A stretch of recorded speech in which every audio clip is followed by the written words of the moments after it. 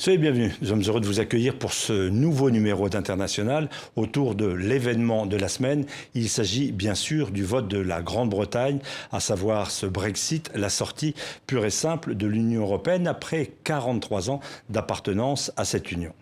Notre invité aujourd'hui, Denis McShane, merci d'être des nôtres. Bonjour. Nous avons avec Sophie Malibaud de RFI et Christophe Ayat du Monde pas mal de questions à vous poser sur les conséquences au Royaume-Uni. Est-ce qu'on va vers une petite Bretagne après la Grande-Bretagne? Est-ce qu'on va vers une désintégration? Et puis nous vous interrogerons sur les suites européennes. Est-ce que ce départ peut faire école, créer d'autres votes, d'autres débats ailleurs? Je voudrais tout d'abord vous demander, en rappelant que vous avez été ministre européen, donc des Affaires européennes, en Grande-Bretagne. Est-ce que 3 jours après, vous êtes surpris, vous êtes déçu, vous êtes en colère, puisque vous étiez pour le maintien de la Grande-Bretagne dans cette union? Oh, tous les trois. Et aussi cette folie de M. Cameron. Ses conseillers lui ont dit « N'organise pas un tel plébiscite, Monsieur le Premier ministre. Tous les référendums sur l'Europe, 7 siècles, a échoué. Ah oui. Si la question de l'Europe, c'est sur le bulletin de vote. France 2005, la Suède dans l'euro, même la Suisse sur les immigrés il y a 2 ans, le traité de Lisbonne. Et ils ont plaidé avec lui, mais il était têtu, simplement pour les questions de la gestion de son parti à l'intérieur, parce qu'il y avait un peu de peur du UKIP. Moi, c'est toujours irritant quand du parti populiste vous tape sur les talons, mais il faut être grand et confiant. Et maintenant, il va entrer dans notre histoire. On parlait de le Premier ministre le plus infamé de notre histoire. Le plus détesté. Pas détesté, non, un mépris total. Il s'appelle Lord North. C'est le Premier ministre du XVIIIe siècle, Lord North, qui a perdu l'Amérique. Maintenant, M. Cameron va rester à jamais dans l'histoire que le Premier ministre qui a perdu l'Europe. Alors, on vous retrouve dans une seconde. Je monte pour bien prouver qu'en effet, vous aviez anticipé. On vous avait reçu il y a 1 an sur ce plateau et vous aviez évoqué comment la Grande-Bretagne va quitter l'Europe. On va revenir sur ce vote avant de vous retrouver avec toutes nos interrogations. Big Ben vient de sonner 6 heures ce vendredi matin, lorsque les projections de vote, réactualisées pendant toute la nuit par les médias, sont finalement confirmées. Les pro-Brexit rassemblent près de 52% des suffrages. Le Royaume-Uni va quitter l'Union européenne. Celui qui a pris le risque d'engager son pays sur la voie du référendum, le Premier ministre britannique David Cameron, en assume les conséquences. Les Britanniques ont pris une décision claire, celle de prendre un autre chemin. Et je pense que le pays a besoin d'un nouveau dirigeant pour prendre cette direction. Lui qui militait pour le maintien du Royaume dans l'Union quittera ses fonctions à l'automne. Un semblant de stabilité pour les quelques mois à venir, alors que le pays vogue vers l'inconnu. La City est prise de vertige. Vendredi matin, la bourse de Londres chute de plus de 7% dans les premiers échanges et entraîne avec elle toutes les places européennes. La livre sterling dévisse face au dollar et atteint son plus bas niveau depuis 30 ans. Les conséquences à long terme pourraient aussi être dévastatrices. La quasi-totalité des spécialistes prévoit un impact négatif sur l'économie du pays, voire même une récession. Le Royaume-Uni en tant que tel va-t-il survivre à ce Brexit? L'Irlande du Nord a voté le maintien dans l'UE à 56%. Et dès l'officialisation des résultats, le Sinn Féin, l'ancienne vitrine politique de l'IRA, a appelé à un référendum sur une Irlande unifiée. L'Écosse europhile a elle aussi soutenu le maintien à 62%. Sa première ministre, Nicola Sturgeon, envisage elle de consulter ses concitoyens une nouvelle fois sur l'indépendance. La possibilité d'un second référendum doit être sur la table et elle est sur la table. Les dirigeants de l'UE, de leur côté, à l'image du président du Parlement européen, Martin Schulz, veulent éviter la contagion. Il va falloir que nous adoptions ensemble des réformes pour combattre le chômage, pour plus de justice sociale, contre l'évasion fiscale et pour trouver une meilleure réponse aux problèmes migratoires. Un sommet européen post-Brexit aura lieu mardi et mercredi. Londres va désormais devoir négocier les clauses de son divorce avec Bruxelles, des pourparlers qui peuvent durer 2 années. Voilà, je montre l'engagement qui avait été le vôtre avec ce livre. Restons ensemble en Europe. Vous n'avez pas été entendu. Donc, avant de répondre aux questions de Sophie Malibaud et de Christophe Ayat, on voit des pétitions recueillir plusieurs millions de signatures pour revoter en quelque sorte. Vous croyez à ce scénario pour invalider le Brexit et pour rester dans l'Union européenne ? Pas simplement avec une pétition. On a un système chez nous, on peut lancer une pétition vers le Parlement, et si 100 000 signatures sont obtenues, le Parlement doit débattre cette pétition. Maintenant, il y a 3 millions. C'est extraordinaire, jamais vu. Et les gens sont en colère. Tous les jeunes ont voté massivement pour l'Europe. Londres a voté massivement pour l'Europe. L'Écosse a voté massivement pour l'Europe. Mais non, l'Angleterre profonde, l'Angleterre de province, l'Angleterre des âgés a voté contre l'Europe. Donc, il y a une division très amère. Les jeunes, et je parle d'expérience de mes enfants, tous 4 enfants avec la vingtaine, ils sont furax, ils veulent faire quelque chose. Mais est-ce que ça peut marcher ? Est-ce qu'il peut y avoir un appel, un deuxième vote ? Disons, je ne sais pas. Il faut accepter la décision, bien sûr, du peuple souverain, mais il y avait aussi des plébiscites sur l'Europe qui a dit non à l'Europe. Et quand l'impact est bien compris, les événements donnent raison à ceux qui ont dit ça va être très dévastatrice, comme votre reporter a dit pour l'économie, les jobs vont s'envoler, peut-être il y a un peu de remords, qui sait. Christophe Ayat, Le Monde. Denis McShane, David Cameron a annoncé qu'il partirait en octobre, que le prochain congrès du parti Tory désignerait le nouveau chef du parti et Premier ministre. Est-ce qu'on peut... ce calendrier est crédible, c'est-à-dire qu'on a l'impression que la crise s'accélère tous les jours et s'approfondit tous les jours, et on a une perspective à 3 mois, comme ça, qui me paraît un peu lointaine. Disons Est-ce qu'il peut tenir ? Ouais, disons qu'on va prochainement partir en vacances, n'est-ce pas, toute l'Europe. La nomination de la successeur à M. Cameron passe d'abord par les députés conservateurs au Parlement, qui doivent choisir 2 des ambitieux. Et ces 2 passe après à vote de tous les militants du Parti conservateur. Il y a des candidats crédibles, mais ils sont tous eurosceptiques d'une façon ou d'une autre. Le Labour, maintenant, une crise totale, catastrophique, avec des demandes que Jeremy Corbyn parte. Il vient de virer son porte-parole sur les affaires étrangères, des autres démissions le conseil dans le Parlement de Labour Party. Mais oui, je crois aussi un peu de réflexion est nécessaire, et l'Europe n'a pas encore prononcé. Oui, mais les Européens, eux, sont en train de dire il faut que l'article 50 qui enclenche le processus de divorce et de séparation soit adopté rapidement pour qu'on reste pas dans l'incertitude. Et on a l'impression que Hollande, d'ailleurs. Voilà, et on a l'impression un peu que au Royaume-Uni, on n'est pas très pressé. On va voir tout ça, peut-être 6 mois, peut-être 1 an. Disons que même le fameux article 50, jamais invoqué avant, il est arrivé dans le traité de Lisbonne. On est en terra... Jamais appliqué, on en terra incognita. Oui, ils sont en terra totalement incognita actuellement. Et je n'aime pas M. Cameron, il a passé 15 ans au Parlement dénigrant, se moquant, décriant l'Union européenne. Il a passé les dernières 15 semaines en disant que de bon sur l'Europe, mais c'est un peu tard. Mais honnêtement, ça ne sert pas ni à le reste de l'Union européenne, ni au monde. On a le sommet de automne, donc dans quelques semaines. Je dis simplement un peu de piano, une bonne discussion. On vient de me notifier que Mme Merkel à Berlin a rejeté les propos de M. Hollande pour la relance, parce que... Seulement, prenons le temps, dit-elle. Sophie Malibaud. Monsieur McShane, est-ce que vous pensez qu'il est réaliste de penser que David Cameron va laisser son successeur faire la négociation ? Est-ce qu'on n'est pas, dès le premier jour, déjà en train de négocier l'après, avant même le divorce ? Disons que j'en suis certain que maintenant, que l'État britannique et les fonctionnaires de Bruxelles, y compris aussi Paris, Berlin, partout, on a des élections très importantes en Espagne aujourd'hui, ils vont préparer des papiers. Il y a un tas de choses. L'État de c'est l'option d'être la Norvège. la Suisse, le Canada.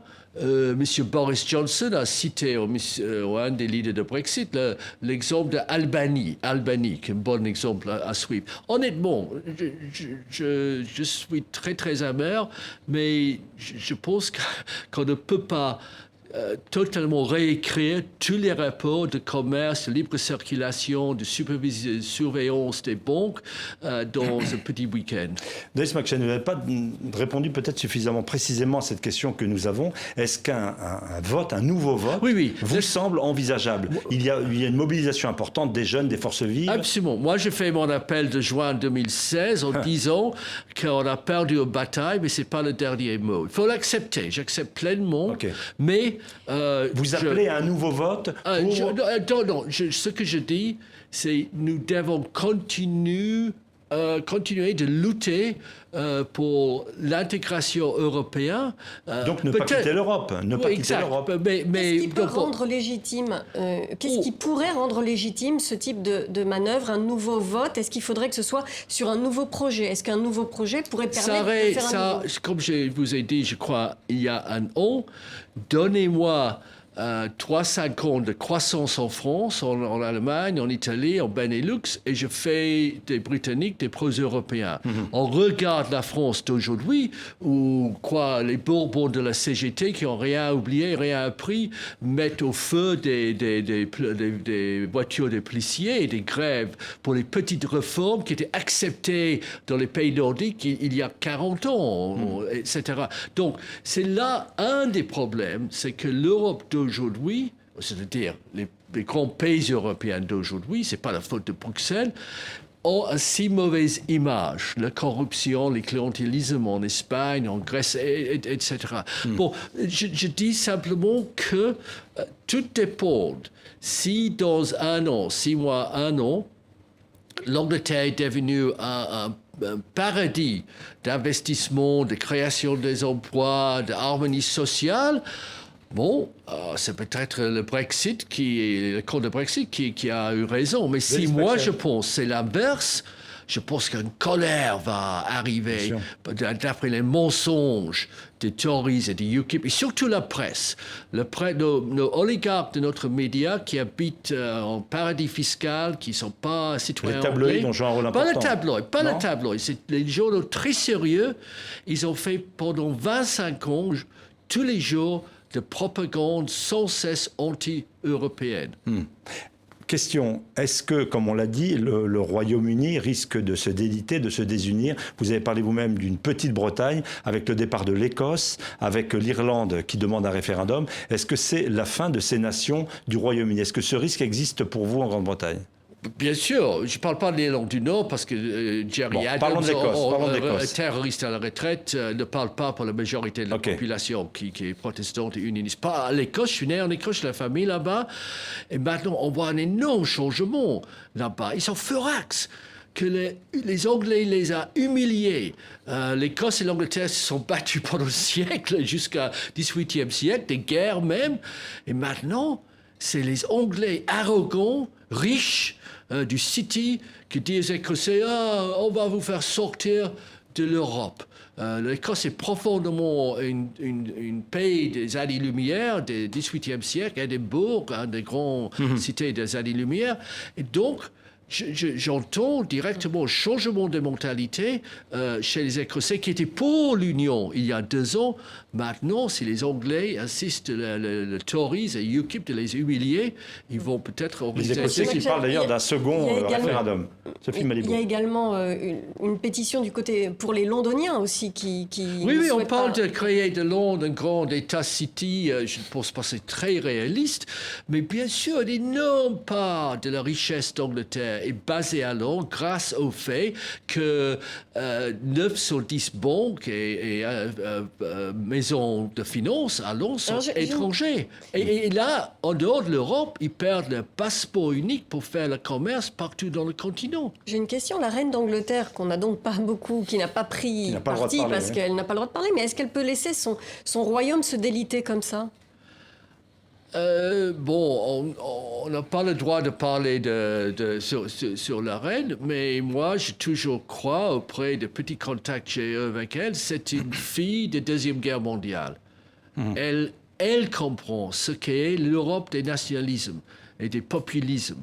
Donc, mais elle avait 90 ans, je crois qu'elle regarde horrifiée ce qui est arrivé avec ce risque majeur que l'Écosse, surtout, où elle habite, où sa maison d'été, à Balmoral, c'est une famille très écossée, la famille royale actuelle, va se séparer. Vous auriez voulu qu'elle parle dans cette circonstance exceptionnelle?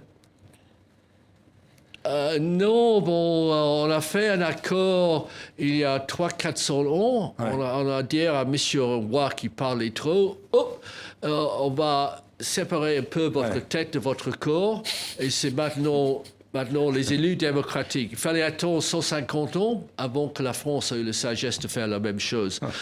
Donc, on préfère que nos rois restent silencieux. Vous disiez, en Irlande du Nord, il y a une majorité protestante, la question ne se pose pas.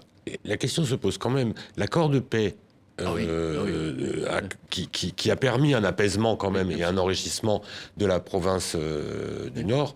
Est-ce qu'il n'est pas totalement remis en cause par une sortie de l'Union européenne qui sépare à nouveau l'Irlande du Nord du reste de l'île, c'est-à-dire de l'Irlande? Dans le texte, le traité de paix, l'accord de paix, la charte des droits fondamentaux européens sont inscrits dans le texte comme la garantie pour, disons, les catholiques qui sont protégés sous le parasol de droits de l'homme de l'Europe.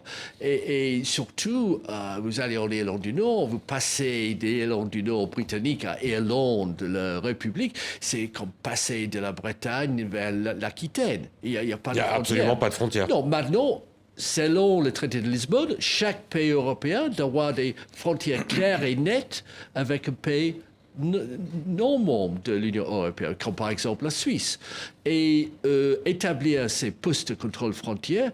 Et surtout, si vous avez deux régimes de subventions agricoles, donc on quitte la politique agricole commune, on crée une politique agricole britannique, donc les vaches d'Irlande du Nord sont mieux subventionnées, ou moins subventionnées que les vaches irlandaises. Donc, on va voir les passeurs tous les nuits. Denis McShane, vous avez été ministre, je le disais, des Affaires européennes. Premièrement, est-ce que c'est un poste prestigieux dans le gouvernement britannique, compte tenu de la faible appétence qu'il y a pour cette Europe?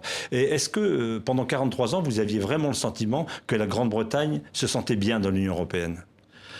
J'avoue qu'il y a des difficultés, mais franchement, parce que je parle un peu de ma vie en Allemagne, en Espagne, je peux poser la même question à mes amis français. La France a une vision européenne très, très hexagonale. Quand je suis à Berlin, il ne voit pas l'Europe mais comme quand même, ils sont fondateurs de l'Europe. Est-ce que la Grande-Bretagne, pendant 43 ans, a joué le jeu de l'Europe? Non. Honnêtement que non. Je peux vous expliquer quelques raisons pour lesquelles. Et c'est surtout cette question de l'économie. C'est l'arrivée de la mondialisation, la montée en puissance de la nouvelle économie américaine, l'arrivée de l'Asie. Ces derniers 25 ans, on peut dire que tout ça a débuté avec au même temps le traité de Maastricht. Et l'Europe a ralenti énormément. Elle a cessé de nous impressionner économiquement. Mais Denis McShane, comment vous expliquez que l'électeur britannique a voté notamment contre le fait que des travailleurs polonais viennent prendre du travail alors que cette mesure a été voulue par les différents gouvernements britanniques, dont celui auquel vous avez participé?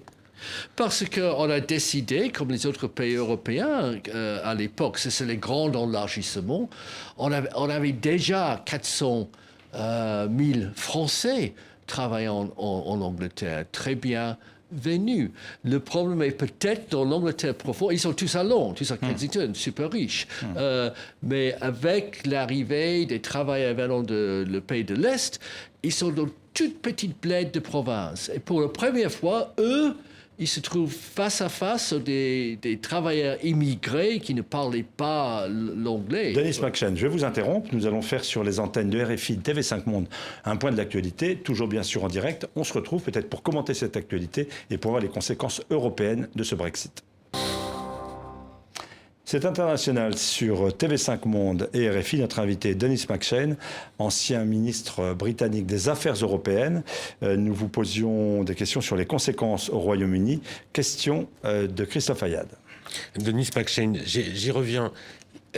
Cette Europe-là, cette Europe où, avec liberté de circulation des travailleurs, etc., c'est votre gouvernement qui l'a voulu. Et c'est le Royaume-Uni, c'est la Grande-Bretagne qui a poussé. Est-ce que vous le regrettez aujourd'hui ? Est-ce que vous aviez anticipé ces conséquences-là, c'est-à-dire un dumping sur le marché du travail et une Angleterre profonde complètement en colère ? En colère. Non, parce que toute ma vie, on a laissé entrer 1 million des Irlandais. Et en même temps, toute ma vie politique, on avait les attaques contre les immigrés, les Pakistanais, celles venant de Caraïbes. C'est monnaie courante pour chaque populiste, depuis Enoch parle.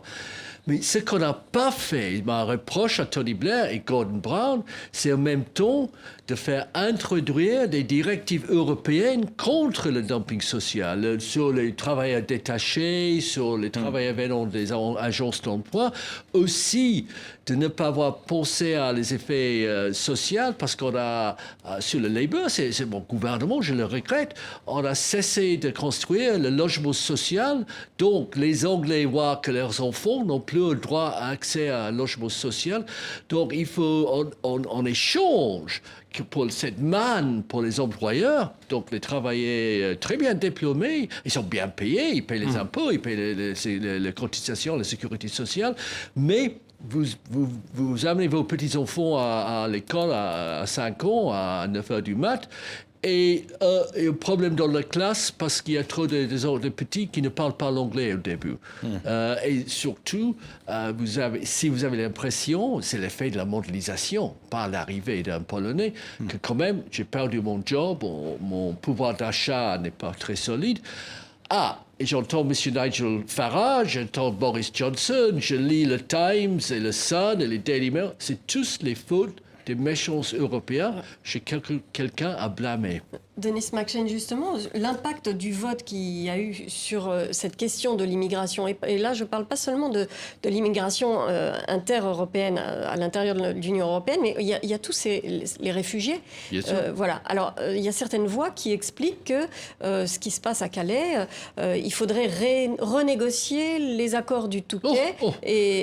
Qu'est-ce que vous en pensez? Oui, moi j'ai assisté, j'étais au Touquet, je passe dans toutes les photos de famille de là-bas. C'est net et clair, j'en suis certain, les élections en France l'année prochaine, déjà M. Xavier Bertrand, le patron, le président de la région nord de la France. Président, un grand homme politique des Républicains.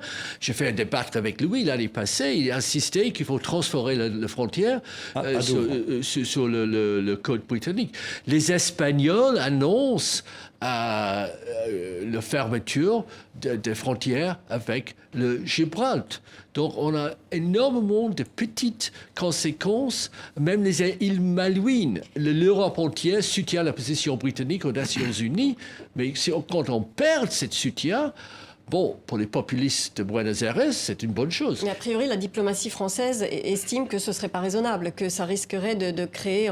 du coup, on aurait des morts en mer, là, entre les côtes françaises et britanniques. Disons, c'est quand vous m'avez posé la question pourquoi on ne fait pas ça tout de suite, je ne vous aime plus, donc je veux un divorce dans 5 minutes, après 40 ans de mariage, partage de biens, séparation de biens. Ça, c'est une question clé. Mais moi, si j'étais Marine Le Pen, je faisais campagne dans le Nord-Pas-de-Calais. Pourquoi nous devons avoir les problèmes de notre côté de la frontière? Elle ne vous a pas attendu, puisqu'effectivement, c'est l'un de ses messages.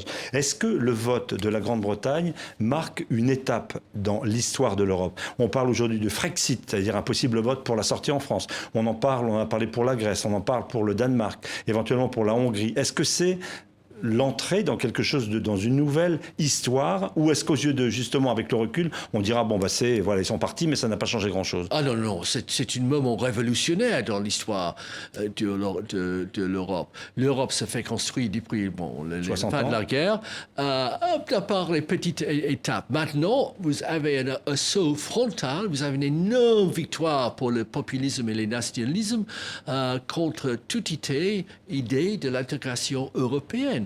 Donc, ici, ce week-end, je pense, qu'on est au début de quelque chose, mais moi, je le prends énormément au sérieux. La détricotage de cette Europe? Absolument. L'histoire montre que l'Europe est tout à fait capable de totalement perdre sa voie. L'idée que l'histoire n'existe que dans l'histoire est absurde. On a une qualité de leadership partout en Europe, surtout chez moi, dans mon propre parti, mais partout en Europe, gauche à droite, vraiment le plus faible, le plus incapable d'offrir des réponses aux questions posées par le peuple.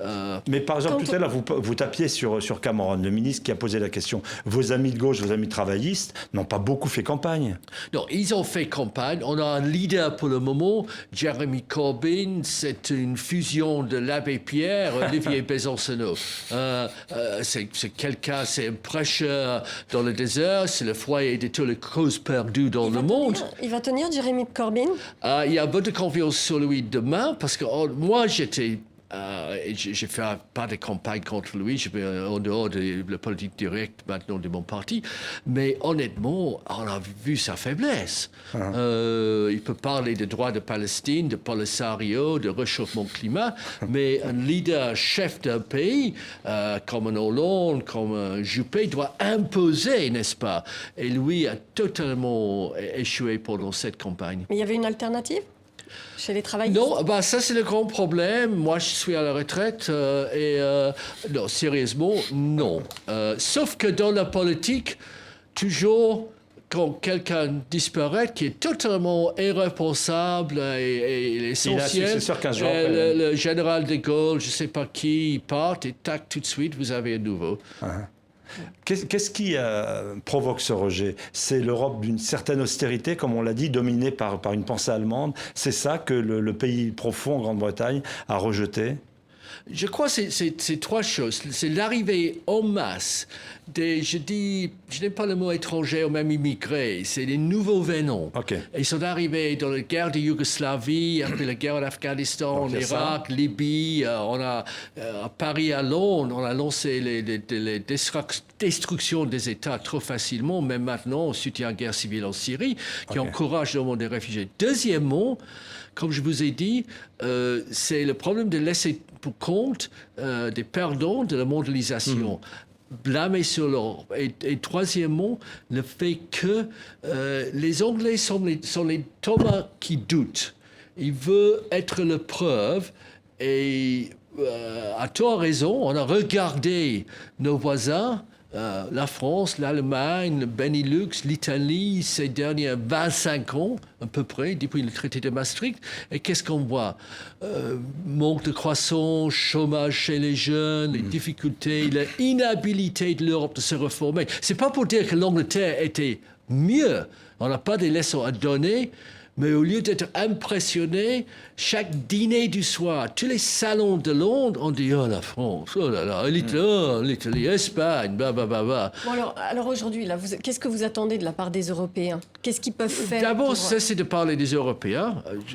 Parce qu'il y a la France, il y a le gouvernement de M. Hollande, M. Valls, il y a le gouvernement de Mme Merkel, il y a le gouvernement en Espagne demain, on verra, et qu'ils entament des réformes nécessaires, surtout pour c'est la pierre philosophique qu'il faut trouver, pour lancer l'économie, encourager les créations des petites pop-up start-ups, les petites entreprises, mais aussi avec suffisamment de social, que ce n'est pas question que d'exploitation à la style américaine. Mais ça, c'est du long terme. Mais là, à court terme, parce que là, il y a une urgence.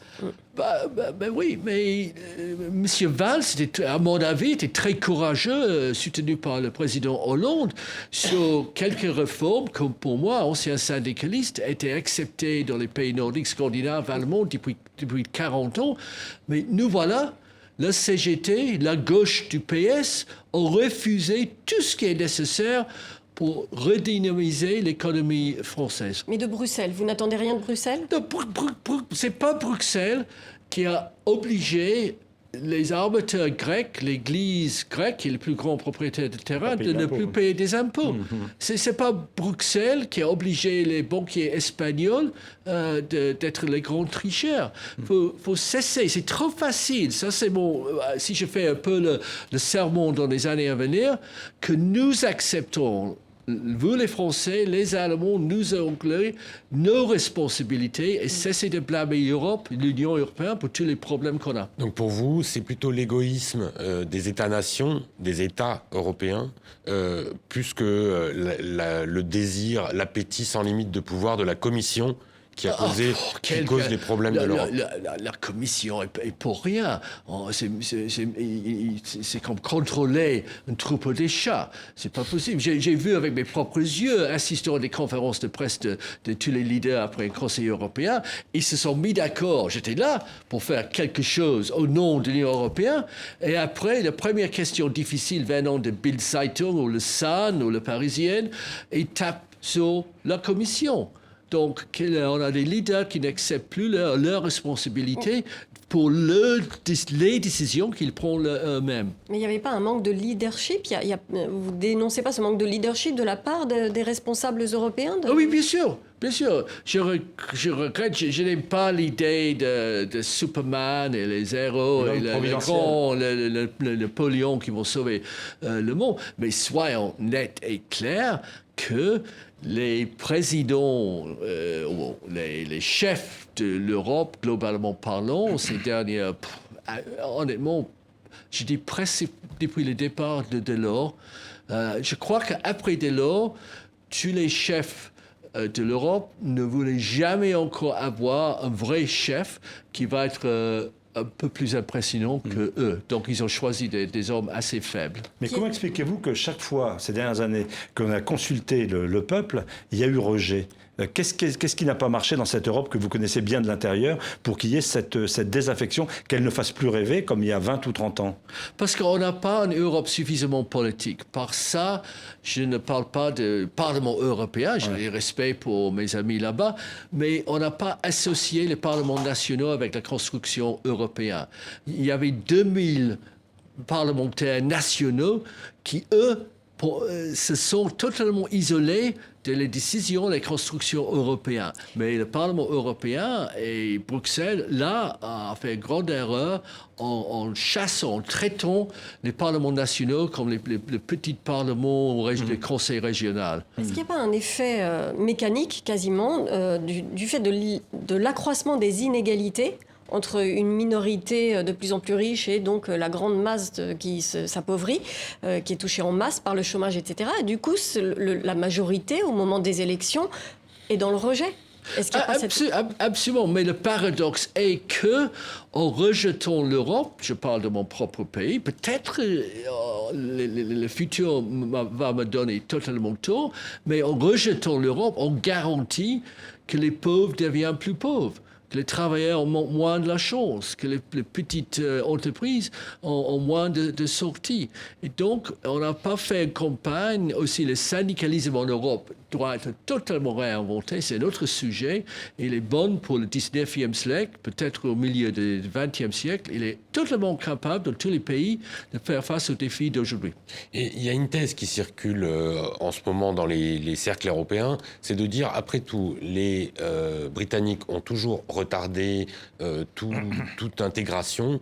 Maintenant qu'ils partent, on va pouvoir avancer plus vite et mieux, à 6, à 8, à 27. Est-ce que vous y croyez ? Est-ce que vous pensez que c'est une chance ? Disons, c'est une grande expérience qu'on va vivre, n'est-ce pas, dans les mois et années à venir, parce que cette thèse est toujours là, c'est les fautes des méchants britanniques que l'Europe n'est pas en vit en Europe le meilleur de monde imaginable. Voyons maintenant. Monsieur Merkel, Monsieur Hollande, Madame Merkel et le reste, Monsieur Juncker, vous n'aurez plus Cameroun, l'Angleterre. Maintenant, montrez-nous que vous êtes incapable de fusionner vos idées et relancer l'Europe. Moi, je serais prêt à créer Eura.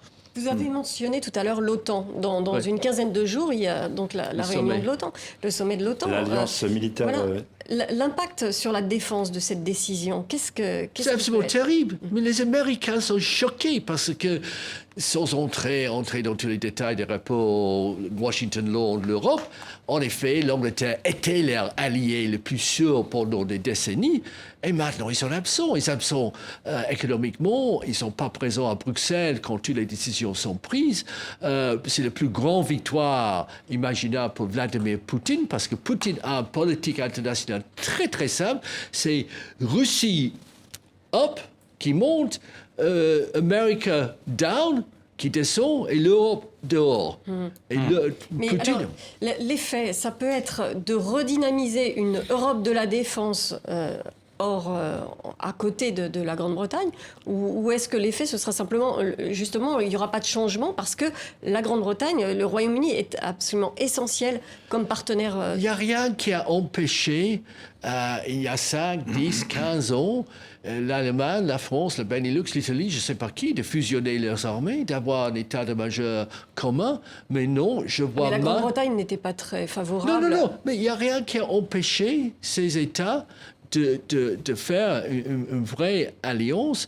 Mais moi, je vois mal les généraux de l'armée de terre, de la mer, la marine française, acceptant d'être sous le contrôle d'un fonctionnaire de Bruxelles. Je dis ça simplement honnêtement parce que la France a pris des décisions courageuses d'intervenir en Afrique et ailleurs, et les autres, les Allemands disent pas nous. Donc, c'est trop facile à imaginer. Oui, il faut plus de coopération et je crois que ça porte un coup très sérieux parce que partout dans le monde, en la mer de Chine, vis-à-vis de la Russie, on a des vrais problèmes et une Europe qui donne l'impression de se séparer sur toutes les questions, y compris celle de la défense, dont raison à ceux en Chine, tous les leaders autoritaires qui veulent utiliser la force armée pour imposer leur vision. Denis McShane, on a déjà posé la question. Vous êtes sur 2 chaînes francophones, TV5 Monde et RFI, en disant que le quotidien de référence francophone Le Monde. Pourquoi est-ce qu'on continuera à parler anglais en Europe ? Absolument, je n'ai pas le moindre problème. Ça aurait un des problèmes chez nous que le gratin de la politique allemande, néerlandais, nordique, est-européen, et même, je dirais, pas tout, mais pas mal des Français parlaient l'anglais. Il n'y a personne dans le Conseil des ministres de M. Cameron qui parlait un mot d'une langue étrangère. Personne qui a fait ses études peut-être aux États-Unis, mais pas dans une université européenne. Au début de la veille de la Première Guerre mondiale, 5 membres du Conseil des ministres britanniques ont étudié dans les universités allemandes. Et donc, je peux raconter pas mal des histoires amusantes, parce que moi, je lisais tout le matin, ministre, Le Monde, Fig, Libé, Die Welt, El País, pour m'informer. Je tâche de le faire. Non, je tâche de faire une des journaux. Et je voyais que mes collègues à Paris et à Berlin faisaient la même chose avec le Financial Times, le Times et le reste, et le Sun. Mais aujourd'hui, on pense qu'un Angleterre totalement monolingue est beaucoup plus supérieur à tous ces pauvres qui doivent parler français. Mais malheureusement, pour les autres raisons, je ne pense pas que l'anglais va disparaître de la scène européenne. Denis McShane, tout à l'heure, vous évoquiez, si le processus de Brexit va à son terme, vous évoquiez les différents modèles possibles d'association entre l'Union européenne réduite à 27 et le Royaume-Uni ou la Grande-Bretagne. Lequel vous paraît le plus souhaitable ? Suisse, Norvège, Turquie, Albanie ? Oui. Ou il faudra inventer quelque chose ? Non, pas de l'Albanie. Il y a un vrai problème. Prenons le cas de Norvège et puis la Suisse.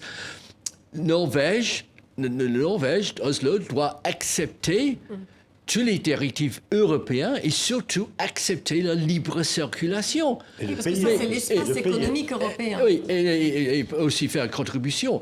Mais les Anglais ont voté hier sous le bâton de Boris Johnson et Nigel Farage. Pourquoi ?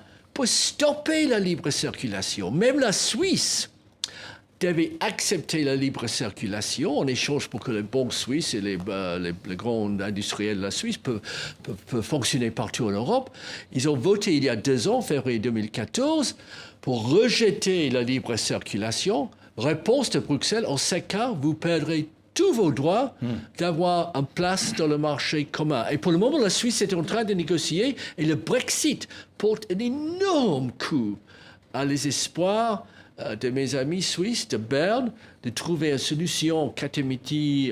Et là, il parlait même M. Blocher, le chef de UDC, Schweizer Volkspartei, le grand populiste, le Nigel Farage de la Suisse, lui-même a parlé de la nécessité de revoter parce qu'on ne peut pas faire tant de dommages à l'économie suisse. Alors, est-ce que le Royaume-Uni peut se retrouver comme un simple pays tiers, comme les États-Unis, la Chine, et nouer des accords de libre-échange? Oui, comme le Canada, la Nouvelle-Zélande, peut-être, mais il y a une grande différence. Parfois, je pense que mes compatriotes seraient très contents si on peut trouver simplement démarrer l'Angleterre le continent et recommencer une vie tout près de Floride ou quelque chose comme ça. Mais on est continentaux. Toutes 500, 600 ans d'histoire est européen. Il fallait faire venir en Angleterre, immigrer pour devenir roi dans le XVIIe siècle. Donc l'idée que nous ne sommes pas totalement impliqués dans l'Europe politique, économique, commerce et surtout militaire est une idiotie. Denis McShane, vous êtes venu nous voir sur ce plateau ici à Paris. Vous étiez à Londres, vous y retournez. Vous rentrez dans un pays meurtri, dans un pays nouveau. Un pays... Vraiment, j'ai jamais vu la politique de ma pays, tous les partis confondus, dans une situation sans leadership, sans boussole, sans piste à prendre, des grandes inquiétudes. Je pense toujours, surtout, tout le monde pense à ses enfants qui peut-être vont perdre le droit de voyager, travailler, rester, créer un pop-up, une start-up partout. Je trouve ça énormément triste. Déjà, on a vu les jeunes criant aux jeunes Britanniques musulmans, donc noirs, aux couleurs différentes, disant « Leave, leave, leave, sortez, sortez, sortez ». On a permis les passions xénophobes d'être acceptées comme situation normale. Et ça, je trouve très triste. Et est-ce que vous regardez avec une inquiétude particulière ce qui va se passer aux États-Unis à la rentrée en novembre, l'élection américaine? Donald Trump était en Écosse tout récemment. Boris Johnson et Donald Trump partagent le même coiffeur, je crois. Oui, ils ont le même look, oui, c'est vrai. J'irai aux États-Unis, j'allais dire que j'ai confiance totale dans le système démocratique américain pour éviter l'arrivée de Boris Trump aux Maisons-Blanches. Mais il y a quelques années, j'aurais dit, pas question que mes compatriotes vont voter pour l'isolement et le rejet de l'Europe. On vit dans un monde nouveau et très dangereux chez les pays démocratiques dans le monde. Vous ne l'auriez pas pensé, vous avez pourtant écrit ce livre, je le remonte, je l'ai montré en début d'émission, où vous anticipiez, voici plus d'1 an, cette sortie possible et aujourd'hui réalisée. Quelle suite, en un mot, dernière question, après cette le troisième, je vais faire une trilogie. Donc j'ai parlé avec Odile Jacob pour la publication de cette Brexit. Bon, elle n'a pas pris pour les raisons, elle pensait que c'est trop anglo-anglais. Maintenant, le titre de mon prochain livre, c'est « Pourquoi l'Angleterre a quitté l'Europe et que faire maintenant ?» Donc, je vais être un peu plus sauvage. Dans ce livre-là, j'étais poli. Maintenant, les canons vont sortir. Vous allez vous lâcher. Merci d'être venu sur le plateau d'International. Merci d'avoir tenté de voir avec nous, avec Sophie Malibaud et Christophe Ayat, les conséquences de ce vote que vous qualifiez vous-même d'historique. Merci d'avoir été avec nous pour cette dernière émission de la saison. Nous prenons quelques congés avec la grille d'été. On se retrouvera, j'espère, en pleine forme dès le mois de septembre. D'ici là, excellente suite de programmes sur les antennes de TV5 de RFI, naturellement lecture attentive, même pendant les vacances, du quotidien Le Monde. Merci Denis McShane. Merci.